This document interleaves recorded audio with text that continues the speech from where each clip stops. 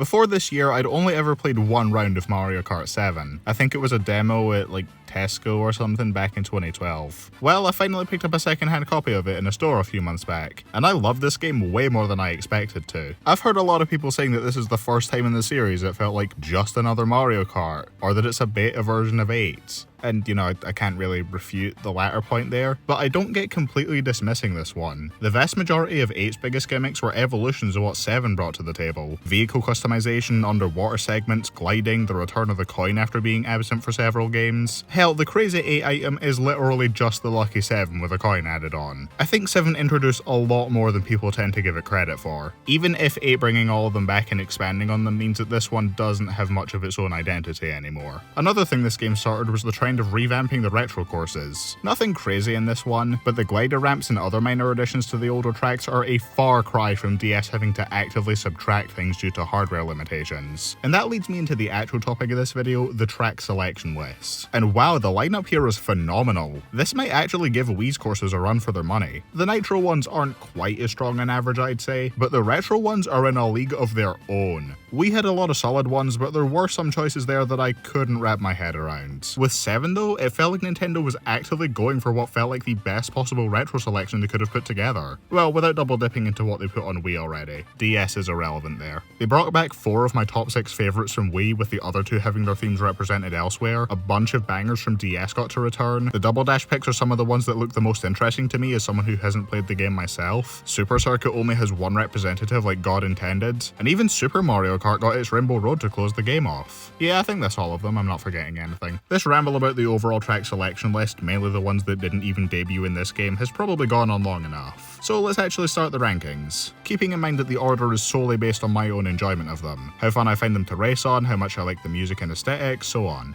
But I don't think there are going to be many fans of certain tracks that are going to be upset with me trashing their favourites, because I feel positively towards most of these. Hell, unlike the other games that I've covered, I don't even need a D tier this time. Sadly, that does not mean there are no tracks that I dislike. Mario loses!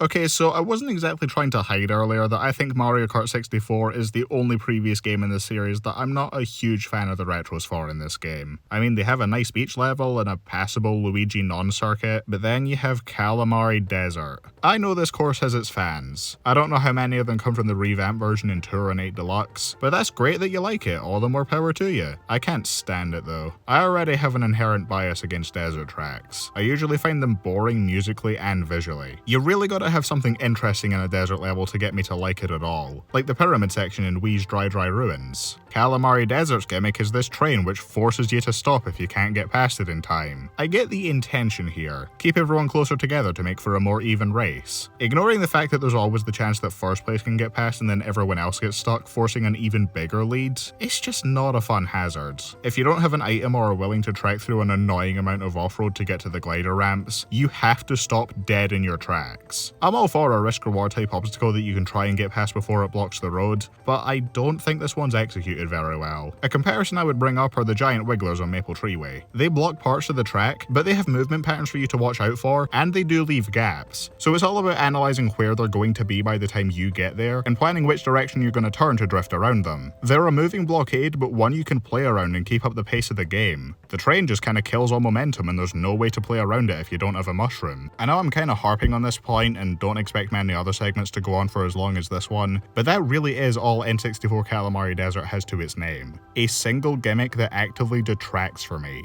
Take that away and what are you left with? A boring circle with nothing interesting to look at or listen to. Even the little advertising billboards on the side have nothing particularly noteworthy about them, and the sunset blends in way too much with the ground for it to stand out. I guess the addition of some glider ramps in the side path is appreciated, but overall I get nothing out of this. Such a shame that this one drags the overall roster down because we were so close to a perfect lineup. So let's talk about the good tracks now.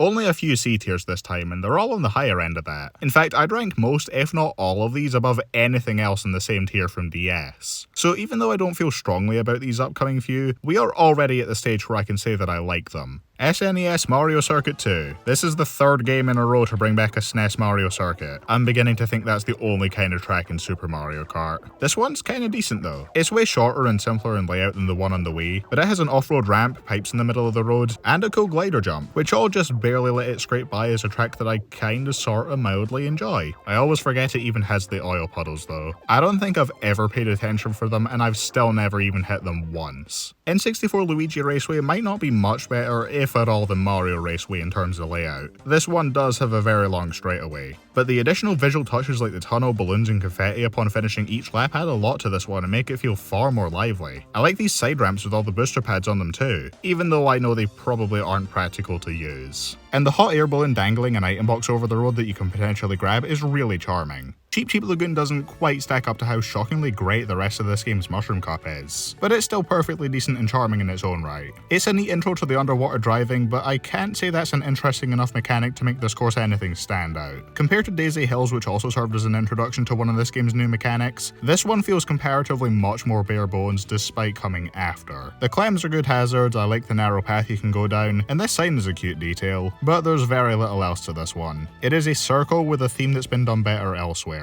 Okay, this is my first take in one of these Mario Kart videos that I think actually might be a little controversial, but I don't love Rock Mountain. I don't find the course layout that interesting on this one. Its main draw is supposed to be the glider segment, but I find them significantly less engaging than most of the others because there aren't any compelling hazards or large gaps to clear. You just fly over a regular path for most of it. Sure, you can drop out of the glider, but that means you're either flying in a straight line for half of it, or the main gimmick is pointless. I like the rock music here, but again, the gliders muffle it, so I don't get to enjoy it as much for most of the race. At least the tunnel's neat, the pipes can be fun to try and land on, and this fallen tree trunk does make for a pretty decent mid-air obstacle. And this bit of climbing up the steep incline on the mountain, dodging the falling rocks and hitting all the booster pads is sick as hell. Absolutely elevates it far above the ones I ranked lower. Okay, I'm kinda glad that GBA Bowser Castle 1 is the only GBA course in the game, since it makes their special treatment in 8 Deluxe way more gratifying. But at the same time, is this really the best choice they had to pull from? Another Bowser Castle? I get it, it's a good track, I like it, the glider section is cool and the music is sick. But surely Super Circuit had more interesting things to pull from than circuit tracks and the third Bowser Castle in a row. I don't know what else I can even say about it. It's good, but not much different to the last two we got. They're all walking the fine line between top of C tier and bottom of B tier. They are fun tracks, but not even close to favourites of mine. I completely forgot to write the segment for N64 Koopa Beach before I announced on Twitter that the script for this video was finished. It was a severe and continuous lapse in my judgment, and I do not expect to be forgiven. This is a perfectly pleasant little beach course with a simple layout fitting for one of the earlier retros, with a good amount of Koopa-themed obstacles to split up the path. The inclusion of ramps is neat, the music is pretty, this one shortcut is kinda broken if you can pull it off with a mushroom, but I like that you can't do it without one. It is a cute beach level that I like, but yeah, I am not surprised this is the one I forgot to write about, because it doesn't stand out too much. Toad Circuit is definitely my favourite of the first courses that I've covered so far. It introduces the gliding mechanic with that ramp very well, plus it tips you off to keep an eye out on things that might change between laps since this isn't active on the first one. There's a cool tunnel, good shortcut potential through the off-road but wider paths you can take to get coins, these charming giant toad balloons. Yeah, this is pretty good for what it is. Is part of the booster course pass in 8? No, fuck all the way off with that. But as the very first course in the game, I like it quite a bit. I don't know why Wario Shipyard doesn't stand out to me more than it does. A sunken pirate ship sounds like such a cool concept, and this track does execute it pretty well. There are plenty of fun hazards and set pieces, but this never stood out as a favourite to me or anything. It's pretty solid in its layout and music, but never did anything to grab my attention more than a lot of what I have ranked higher. I said before that they brought back most of my favourite tracks from Wii, and they did a mostly really good job with them. Coconut Mall, Maple Treeway and Mushroom Gorge are all either on par with their original iterations, or aren't too far off. But what the hell did they do to Koopa Kate? It feels like they missed the point with this one. By making the pipe tunnel into any plain old underwater segment, it becomes way less visually cool to me. I like the feeling of one of those underwater aquariums it had before, but now it's just your basic undersea environment on a piece of glass, who cares? Now, if this only affected the look of it, that'd be one thing, but they also removed the water stream and the zappers. That gave a fun risk that rewarded good control. You get to go faster if you can stay in the center, but that makes it harder to avoid being shocked if you don't time things right. Now the only hazards are these easy to avoid cheap cheeps who are are way less punishing if you hit them. They don't spin you out, they just bump you out of the way. And that's if they even hit you in the first place. There's every chance they might just swim over you instead. They took possibly my favorite set piece in all of Wii and made it slower and boring. You absolutely love to see it. How are you going to put this in the lightning cup and then remove the electric hazards? Explain the logic to me there, Nintendo. On top of the weirdly placed glider segment where there was a better place to put it before, this is just a watered down version of one of my favorite courses in the series. I mean, they boarded up the cliffside so I can't even drive over that on the last lap. What is this, 1984? That's a lot of complaining for a course I still really like. I mean, it's still Koopa Cape, the foundation's kinda hard to completely screw up. The start is solid, the water stream is still fun to ride down, the music is still energetic and bouncy. It's still overall a good course, but for how phenomenal the original one was, this doesn't quite cut it.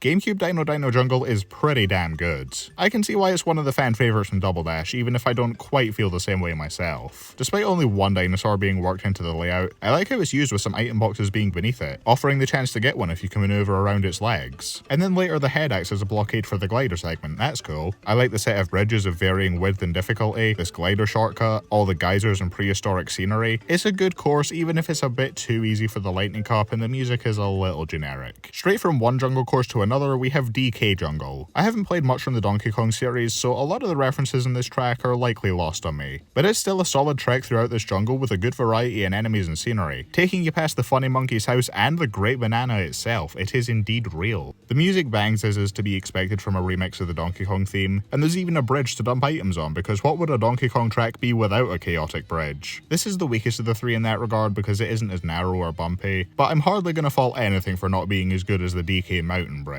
The split path at the end also throws me for a loop more than anything. I know the narrow path is supposed to be riskier to take, but I have never in my life had any difficulty getting on it or getting through it without being knocked off, to the point where I don't think I have ever even taken the intended main path. Funny enough, DK Jungle ended up right between the other jungle course and the other Donkey Kong course. DS DK Pass is as solid as it was before. Despite being vastly inferior to the other DK Stone Mountain, this one doesn't feel completely obsolete since the trek up the mountain gives a completely different kind of experience to the other ones sending you straight to the top and having the entire lap be the descent. Everything that made this course good before is still present here, from the snowmen and boulders getting in the way, the nice music which has started to feel more wintry to me the more I listen to it, and that one secret item box that guarantees the good shit no matter what place you're in that I wish other courses did something similar to. But on top of all that, the addition of the tricking and glider mechanics add a lot more to this than before, and I love the visual touch of the snowy fog that clears over time and finishes the race on a regular cloudy sky. This is the definitive version of DK Pass for me. I've played every Mario circuit in the series either through their original version or their retro reworking, and out of all of them, 7 easily has my favourite. Obviously not a top tier course overall, and it's a little weird to me that they put it after Woohoo Loop in the track selection list, even if I understand what they were going for with the Woohoo courses starting one cup and then ending the next. But like, for a Mario circuit, this is great. It has so much more variety to its scenery and layout.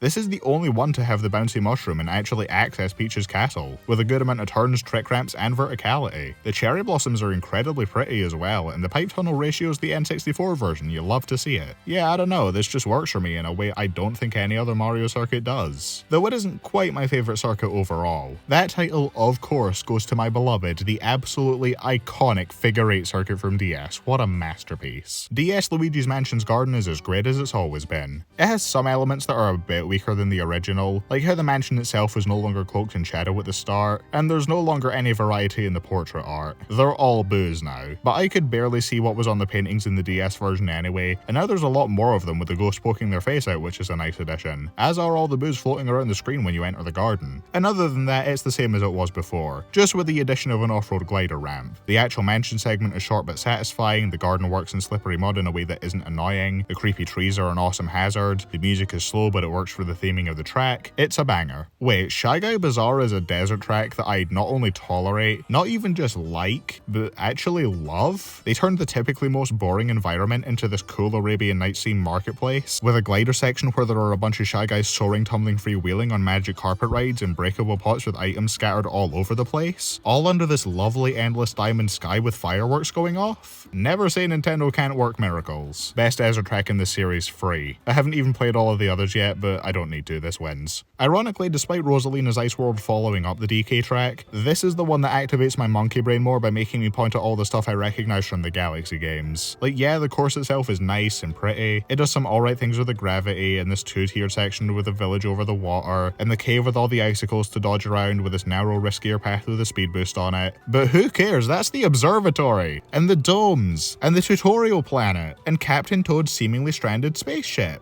I hope he's not dead. Maybe not quite the most interesting thing you could do with the Galaxy theming, and the anti-gravity trick at the start can sometimes be a little obnoxious to drift on, but it continues with a streak of me having an unusual spot for snow tracks. Except this time it's a nitro one instead of a retro one. I know Neo Bowser City is pretty widely hated by a lot of people, but I can absolutely see why a lot of people consider this one of their favourites. The theming here is sick as hell, with the rain in the futuristic city making it very atmospheric. It has a good few tricky turns too, and as weird of a choice as it was to remix these songs in particular instead of something Bowser related, I very much dig how they changed the vibe of the music from the title screen, Toad Circuit, Toad's Turnpike, and of all things, Wee Luigi Circuit. What lets this down a little bit is how barren it feels in terms of hazards, especially for a Star Cup course. A Thwomp or two could have done this a lot of favours, because as it stands, the only active threat on the road is this trio of puddles. The SNES circuit tracks have more threatening hazards than that. Still great overall though. That one little change could have just pushed it even higher in the ranking. Okay, another quick detour to talk about 7's battle modes, and it is perfectly fine and enjoyable. Unlike in Wii, you can toggle teams, so that's nice, but you're still locked into 4 rounds lasting 3 minutes each. You can't change the timer or the amount of games that you play. It's a step up from Wii, but I wouldn't say that about the maps. They're not bad, just not as interesting here. So let's briefly rank them. Number 6, DS Palm Shore. My least favourite one from DS is back. I'm so happy, you have no idea. The tide is still very annoying to trudge through, the stage still gives me very little else to work with. Moving on. Number 5, Sherbet Rink. Very pretty stage, and I like that the penguins act as hazards, but this is the first time in a Mario Kart game that I've noticed ice physics actively getting on my nerves. Number 4, GBA Battle Course 1. Very simple in its visuals and structure, but it works well enough. It gives multiple lanes to make some quick escapes from opponents or bounce some items off the walls. Number 3, Honeybee Hive. This is Twilight House but with more options, with each room connecting to several others, and there being a thing in the middle which sends you across the map.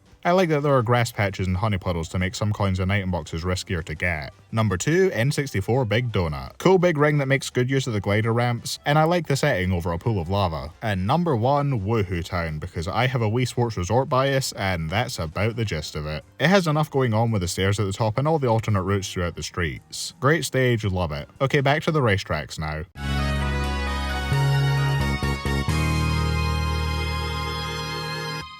Continuing the trend of Bowser's castles being bangers, I see. This one is really cool. It isn't as haunting or oppressive in tone as some of the others, but it has one of the more colourful visual styles with plenty of cool bits that stand out. I like the choice in paths leading up to this rotating tunnel thing determining whether you go through or over it, but you'll never be the DS rotating bog, so why even bother? The entry to the castle having multiple routes to take is a cool way to start things off, and it ends equally strongly with the spiral into the glider section where you can close things off by going through this ring instead of across the finish line. The use of lava geysers is cool too, especially the ones that are shooting through the underwater segment. Those and some other roadblocks like the thwomps and other barriers breaking up the path are what ultimately shot this ever so slightly above Neo Bowser City. I am shocked at how well Daisy Hills clicks with me, but it has quite a lot to it while still remaining simple enough as the second course in the game. There are plenty of little jumps and off-road patches to boost through as you traverse the hill and avoid the goats, as well as the secret path before the glider section, giving this one quite a bit to explore and discover. And said glider section is one of my favourites with all these balloons to dodge and bounce off, and 3 different landing points each offering their own level of risk and reward. The theming of a hillside village is also so pleasant, and the music is so charming and lovely, and god I love this course. Does Daisy have the most consistently high quality tracks themed after her? Because she just might.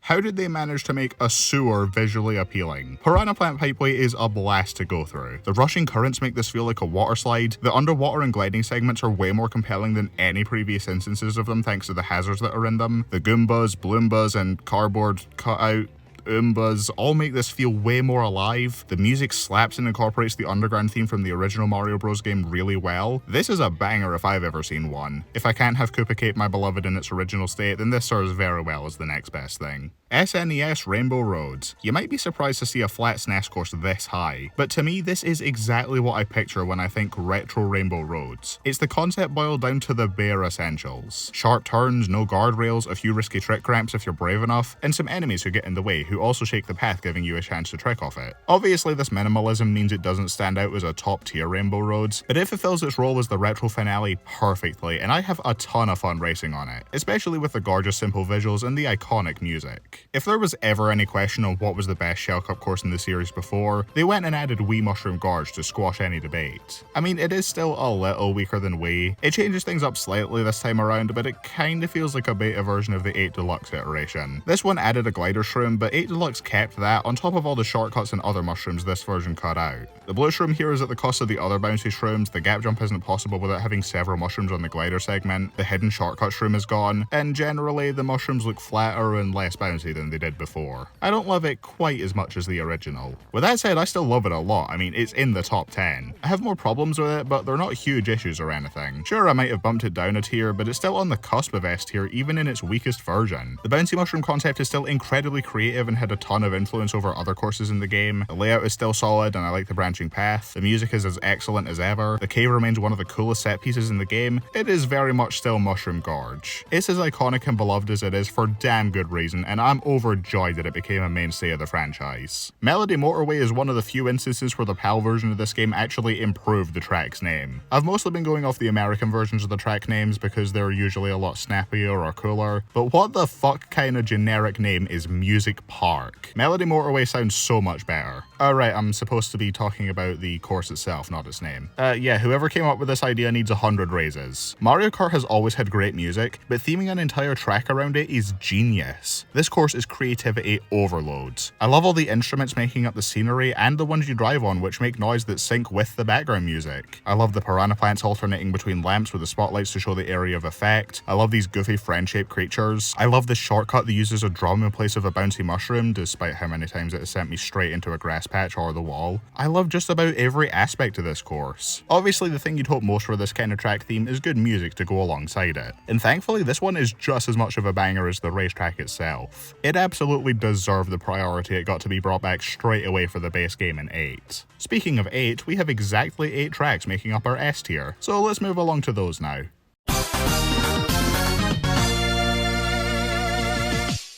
The best Bowser's Castle level that isn't a Bowser's Castle level. DS Airship Fortress is translated over to this game incredibly well. The journey through the assault on this tower is as fun as ever, with this game's better controls compared to DS making the spiral at the end a lot more satisfying. I like how they added the sea of lava to contrast with the dark purple sky as well. They don't go as overboard with the glow as Tour did, though Tour did change this segment to a bar which gave it a bit more life to it. That might actually be the better change between the two versions. They should bring that bar back in the 8 Deluxe version when this gets ported over. Please God, let this get ported over. I haven't played much of Double Dash, but if I grew up on it, I just know that Daisy Cruiser would have been my favourite course in the game. Such a lovely creative theme that it utilises very well, and the remake in 7 only seemed to improve it. I mean, it made the pool non-hazardous, which is whatever, but it opened up a split path at the start and turned the big drop into a way quicker underwater segment. So overall, I think it's a net positive. Everything else about the track still seems to hold up well. The breezy tropical atmosphere and music, tilting dining room which sends tables and item boxes swaying back and forth, fun journey all over the deck of the ship. I adore it. DS Waluigi Pinball no longer holds the complete domination over the rest of the roster it had back in its introductory game, since now it's competing with other tracks that have equally fun and creative themes but are comparatively way less linear. But it's still the same Waluigi pinball you know and love from before. Racing down this pinball machine with all its twists and turns, alongside the pinballs themselves which all build up in the bottom segment between laps, is so exciting. The visuals and unique sound effects make it feel like you're playing in an old arcade. The pinballs no longer show as hazards on the bottom of the screen so they can blindside you, adding an extra level of paranoia to the end of a lap. It's phenomenal from start to finish. It's also a little cursed to me since both times I tried to race against one of my friends online on this course, the game disconnected us. This has not happened on any other course. course. I think that might have been karma for me telling him to press B in the tunnel without him knowing what it would do. You know it's a stacked list if Wee Coconut Mall is barely cracking the top 5. I don't mind the changes to this version, honestly. The new escalators might be a bit of an overcorrection, but they make sense given the far smaller screen of the console that this is played on. I'd imagine the older ones would be hard to make out which way they're going on a 3DS compared to a TV. It also might be an accessibility thing for people with eyesight issues, so I'm not bothered by this. They also removed one car from this bit at the end. Oh, the horror, how will I ever recover from— anyway, yeah, this track is still top tier. The creative theme, which allows for plenty of different routes to be taken, the near unparalleled music, the fountains and trees giving some of the best height of any trick ramps in the game, the new glider ramp to make the jump from the roof even better. It's Coconut Mall. You know exactly why this track has its massively deserved fan favorite status, and this remake lives up to the Wii iteration in just about every way. Wii Maple Treeway is unsurprisingly my favourite retro course in the game. Besides one half-pipe, this is the only Wii retro where it feels like no compromises had to be made. I know people are adamant that it's a downgrade because the rope bridge has been replaced with a glider segment, but I don't mind it myself. Wii wanted to show off the trick system it introduced, and 7 wanted to show off the glider system that it introduced. Both versions of this track have different takes on this segment which benefit their new mechanic. So while I prefer Wii's version, I don't think 7's is necessarily a downgrade. It has the vibe of flying a kite on a breezy autumn day, which only adds to how relaxing and enjoyable I've always found it. Every bit of it remains intact with all its tricky turns, narrow paths, wigglers getting in the way, leaf piles with items in them, and the gorgeous colour palette and music to cover all of it. It's an easy choice for my favourite retro in the series. Though keep in mind I haven't played the Switch version of 8, so who knows, maybe they worked their magic on SNES Mario Circuit 3. I am astounded at how well Mario Kart 7's rendition of Rainbow Road works. It takes the idea the Woohoo Island tracks had of making them a single lap long course that they split into 3 segments, and it uses that to make this something more than just another Rainbow Road. It no longer feels like just a normal racetrack. It feels like a grand adventure across the solar system that's larger in scale than any other course in the series before or after. And instead of using that extra course length to give us more of the same, this gives so much more variety around every corner. It brings back elements from previous versions such as combining the wavy path and giant holes from Wii into one segment which rewards more skilled players with a faster path, and the giant drop from the N64 version which is adapted into an intentional shortcut near the very end. But it still has plenty of identity of its own, bringing you around Saturn's rings, onto the moon where you avoid rolling chomps and trick off the craters, and even this tunnel which plays around with the gravity before that was a mainstay mechanic in the series, one-upping the anti-gravity loops in the DS version. And it has one of the best glider segments towards the end where you fly through these rings for extra height. It's also one of the prettiest courses in the series, and it has some beautiful backing music that builds on the already excellent N64 theme. I can't believe I'm saying this because of how much nostalgia I hold for Wii's Rainbow Roads, but despite this one not being quite as difficult, not only is it a worthy successor to that masterpiece, I think it's even better. Not only my favourite Rainbow Road to date, but quite possibly the best Mario Kart track ever made.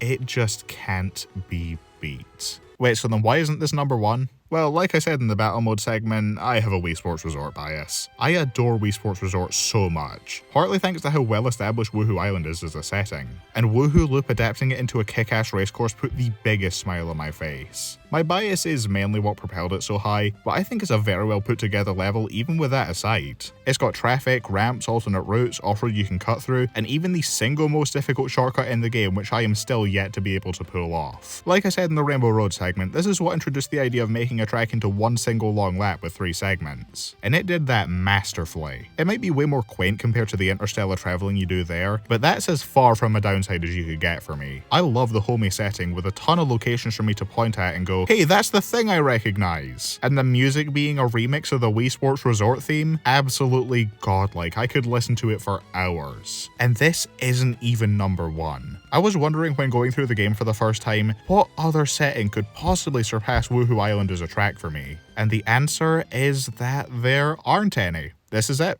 We've reached the peak. So it's a good thing for me that they made another one. Mako Woohoo has everything going for it that Woohoo Loop does, with all its landmarks for me to recognise and the amazing music for me to enjoy, except here the traffic is replaced with some falling boulders. I think what shoots this even higher in my opinion, other than the slightly higher difficulty, is the way that it ends. After climbing all the way up this mountain, you get the best glider segment in the game as you descend towards the beach covered by this beautiful sunset. And there are 2 optional paths offering you items before one last stretch of road as you come full circle and land back where where you started. There's nothing else quite like it in this series. This might change when I get around to fully checking out the Switch version of 8 and reacquainting myself with some of the better tracks in that game, but for now, I'm content calling Mako Woohoo my favourite Mario Kart track of all time. Thank you all for watching. I hope you enjoyed listening to me ramble about the Funny Plumber go-karting for the third time. Unless this is your first one, in which case I also made videos on DS and Wii which you can check out if you want. But that's it for this video. Now, this is usually the part where I cut off at the end of a sentence talking shit about Desert Hills. But I mean, Calamari Desert's even worse.